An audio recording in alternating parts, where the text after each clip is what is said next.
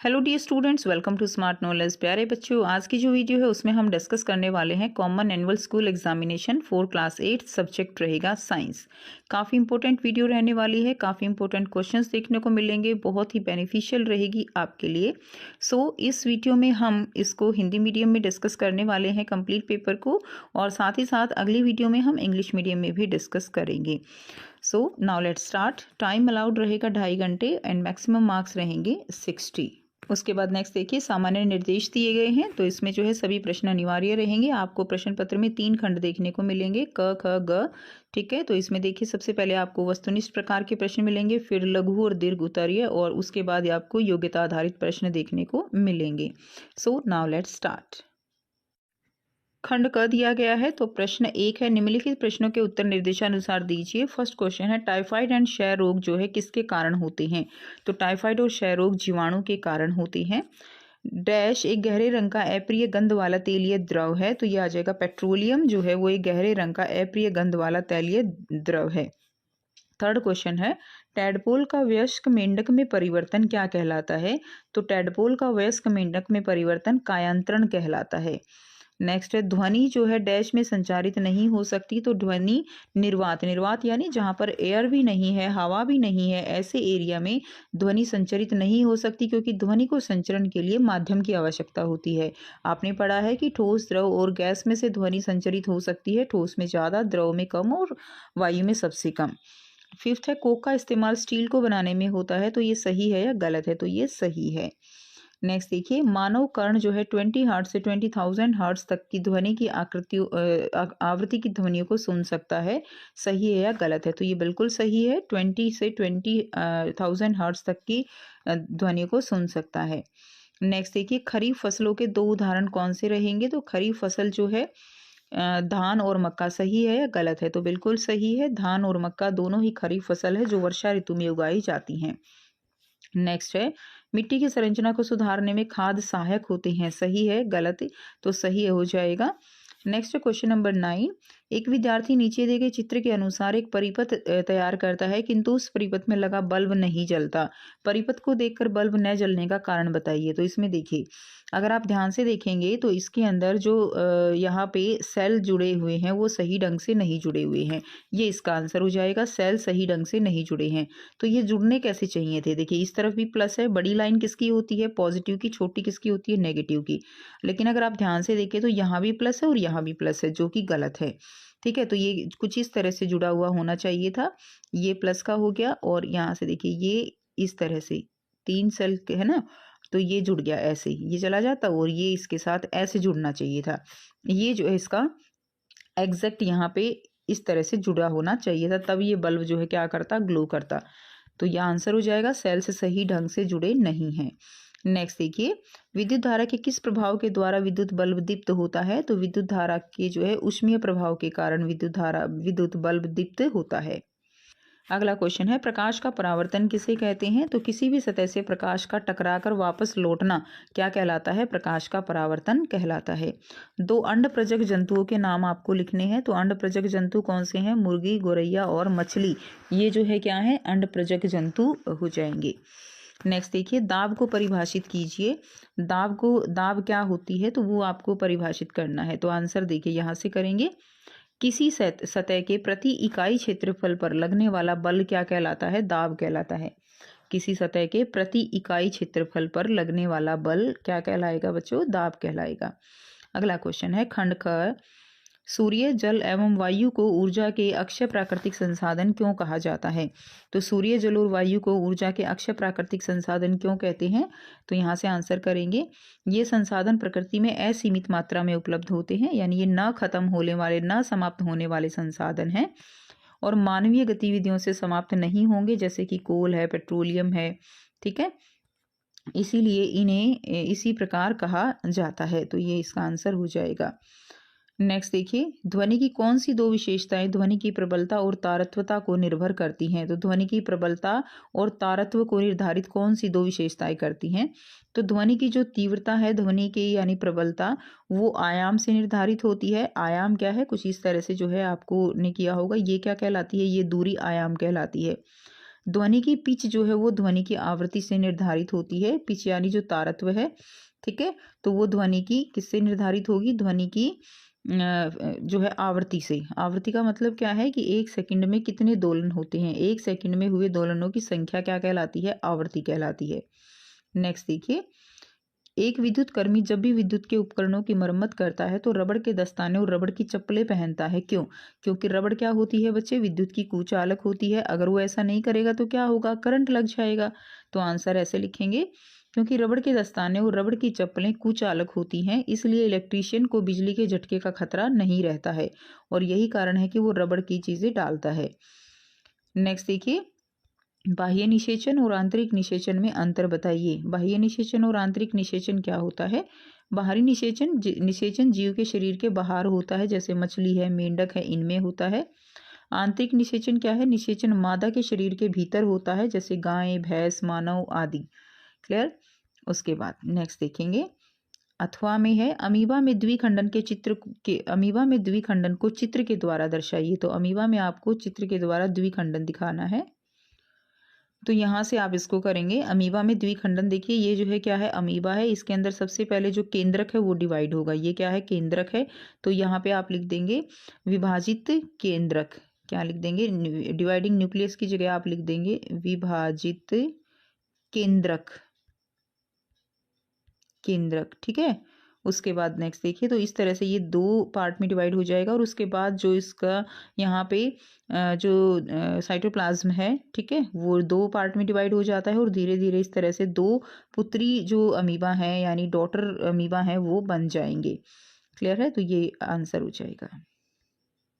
Next question देखिए, amoeba में द्विखंडन विधि को स्पष्ट कीजिए। तो ये भी आप कर लीजिए, हालांकि ये दृष्टिबाधित विद्यार्थियों के लिए है, लेकिन क्वेश्चन आपके सिलेबस से भी है। तो अमीबा में द्विखंडन विधि को स्पष्ट करना है।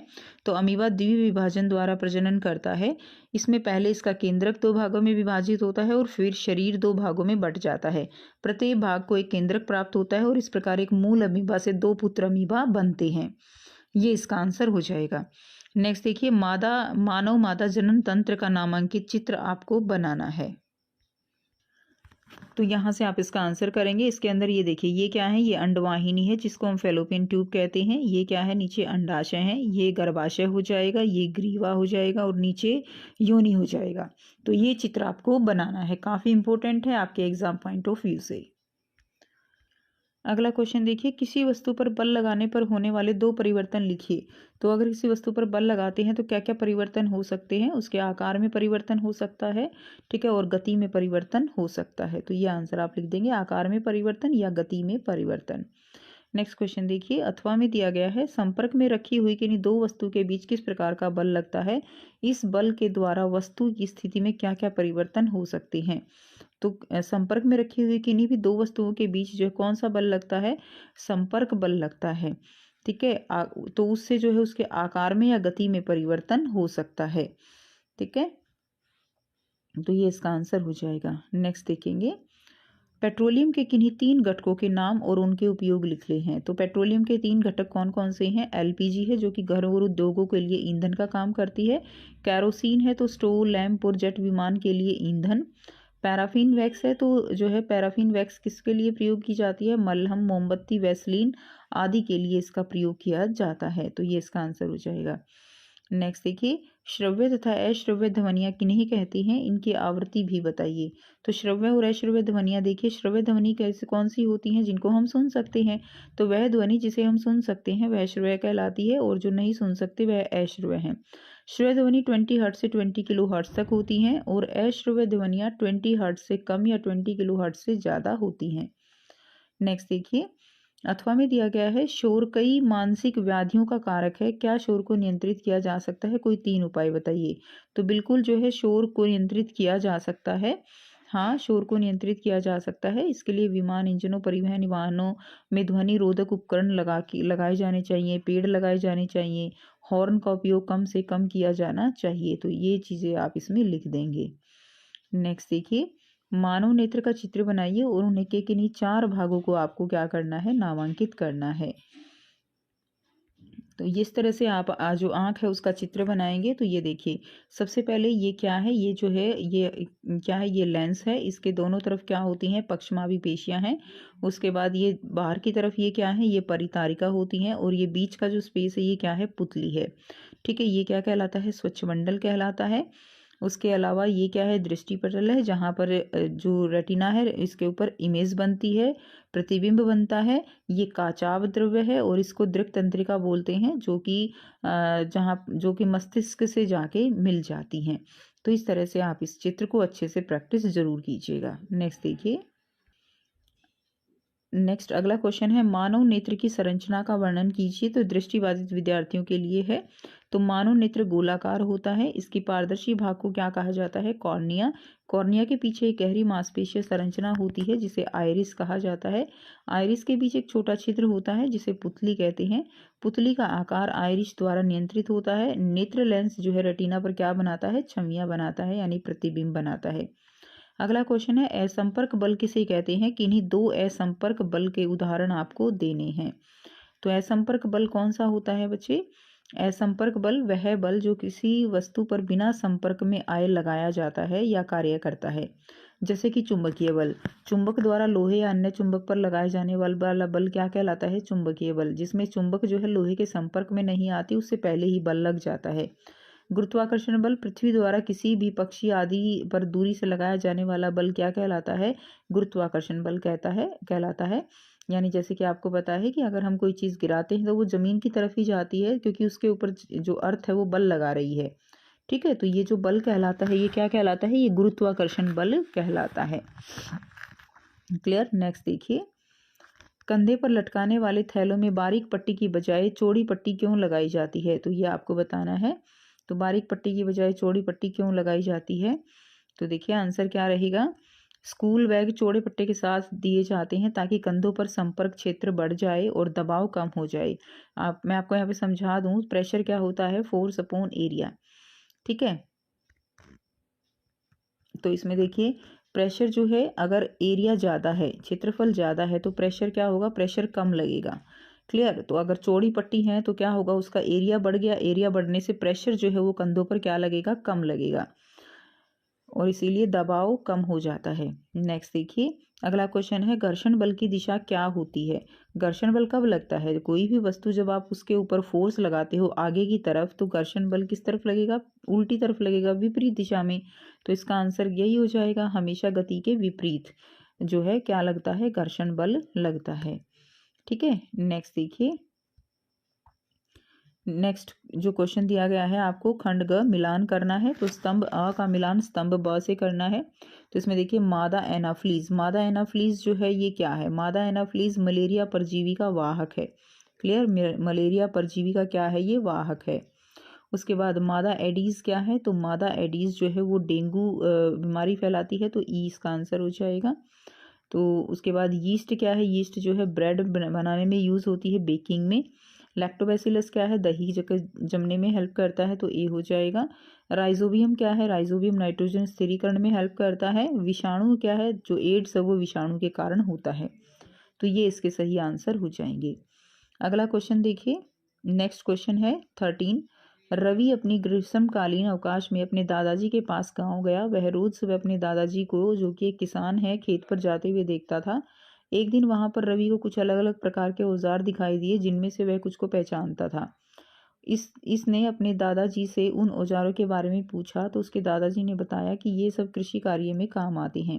परंपरागत औजार के साथ साथ वह तकनीक में औजार के प्रयोग में लाए जाते हैं। तो यहाँ से हम क्वेश्चंस करेंगे। अच्छी उपज की बुआई से पहले मिट्टी को भुरभुरा करने के लिए उपयोग किए जाने वाले औजार कौन से हैं। तो ये कौन से हो जाएंगे, कुदाली भी होता है, कल्टीवेटर भी, हल भी। तो उपरोक्त सभी जो है इसका आंसर हो जाएगा। बुआई का कार्य करने के लिए उपयोग किए जाने वाला औजार है, तो इसमें कल्टीवेटर, हल, सीड ड्रिल या इनमें से कोई नहीं। तो आंसर क्या रहेगा, सीड ड्रिल होगा। ठीक है, नेक्स्ट देखिए, खेत की जुताई के लिए प्रयोग किए जाने वाला औजार कौन सा है। तो खेत की जुताई जो करते हैं वो किससे करते हैं, हल से करते हैं। सिंचाई की आधुनिक विधि कौन सी है? तो सिंचाई की आधुनिक विधि ड्रिप तंत्र, चेन पंप, मोट ढेकली। तो देखिए ये चेन पंप, मोट ढेकली ये आधुनिक नहीं है, ये परंपरागत विधियां हैं। ये भी क्वेश्चन आपका आ सकता है। तो सिंचाई की आधुनिक विधि कौन सी है? ड्रिप तंत्र या जो स्प्रिंकलर सिस्टम होता है वो जो है आधुनिक विधि है। अगला क्वेश्चन है विद्युत घटकों के प्रतीक की सहायता से, इसको एक बार आप अच्छे से पढ़ लीजिएगा। ठीक है, तो इसमें हम क्वेश्चंस देख लेते हैं। तो यहाँ से आप एक बार पढ़ लेंगे। विद्युत धारा का बंद मार्ग क्या कहलाता है? तो विद्युत धारा का बंद मार्ग जो है वो परिपथ कहलाता है। जब परिपथ पूर्ण होगा तो बल्ब जो है उसका क्या रहेगा? तो जब परिपथ पूर्ण होगा तो बल्ब वो क्या करेगा? दीप्त करेगा। सिंचाई स्विच जो है एक युक्ति है जो विद्युत परिपथ को पूर्ण करती है जब वह डैश स्थिति में होता है। तो देखिए स्विच जो है जब ऑन होता है तभी तो वो विद्युत परिपथ को पूर्ण करेगा। तो स्विच किस स्थिति में होना चाहिए? स्विच जो है वो ऑन की स्थिति में होना चाहिए। नेक्स्ट देखिए, नेक्स्ट अथवा में दिया गया है एक विद्युत परिपथ में विद्युत धारा का स्रोत होता है। तो एक विद्युत परिपथ में विद्युत धारा का जो स्रोत है वो कौन सा होता है? ए रहेगा बैटरी। ठीक है, बैटरी विद्युत धारा का स्रोत होता है जो कि करंट पास करता है। नेक्स्ट देखिए क्वेश्चन नंबर 15 है मानव नेत्र प्रकृति द्वारा दिया गया अनुपम उपहार है जो संसार को देखने में को हमारी मदद करते हैं। प्रकाश जो श्वेत दिखता है कई रंगों का मिश्रण है जो इंद्रधनुष के रूप में प्राकृतिक घटना के रूप में दिखाई देता है। मानव नेत्र में स्थित परितारिका और पुतली नेत्रों में आने वाले प्रकाश की मात्रा को नियंत्रित करने में सहायक है। तो प्रकाश क्या है? तो प्रकाश जो है वो क्या है? एक प्रकार की ऊर्जा है। नेक्स्ट है नेत्र में स्थित परितारिका डैश का नियंत्रण करती है। तो नेत्र में जो परितारिका है वो किसका नियंत्रण करती है? वो पुतली को कंट्रोल करती है। और पुतली का काम क्या है? प्रकाश की मात्रा को संतुलित करना। तो इसीलिए नेत्र में स्थित परितारिका प्रकाश की मात्रा का नियंत्रण करती है। ठीक है, उसके बाद श्वेत प्रकाश डैश रंगों का मिश्रण है। सफेद जो प्रकाश है वो कितने रंगों का मिश्रण होता है? वो 7 रंगों का मिक्सचर है। क्लियर? उसके बाद नेक्स्ट देखिए,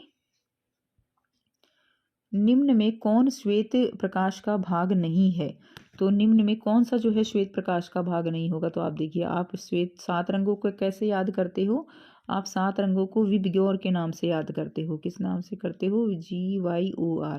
तो इसमें अगर हम लाल देखें तो ये हो जाएगा, बैंगनी देखें तो वायलेट हो जाएगा, हरा देखें तो ग्रीन हो जाएगा।